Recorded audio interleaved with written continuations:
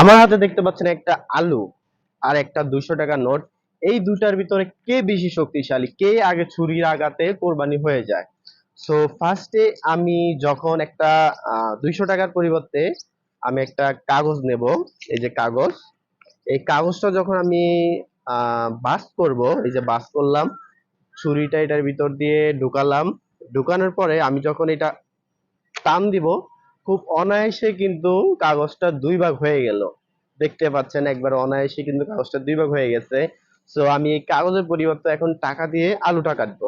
এখন আমি এই 200 টাকাটা মানে বাস করে নিচ্ছি, মাঝখান দিয়ে ছুরিটা ভরে নিলাম।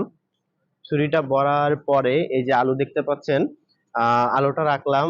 আর আমি এখন এই টাকার মাধ্যমে ছুরিটা দিয়ে আলুটা কাটবো। হয়তো আমার টাকাটা কাটতেও পারে, নাও কাটতে পারে। সো দেখা যাক।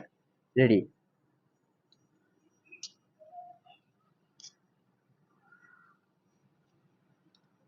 আহ টাকাটা কিন্তু আলুর ভিতরে রয়ে গেছে, দেখা যাক টাকাটা কি কেটেছে কিনা। ও মাই গড, এই যে টাকাটা টাকাটা কিন্তু কাটেনি, দেখেন। আর আলুটা কিন্তু একবার দুই ভাগ হয়ে গেছে, দেখতে পাচ্ছেন।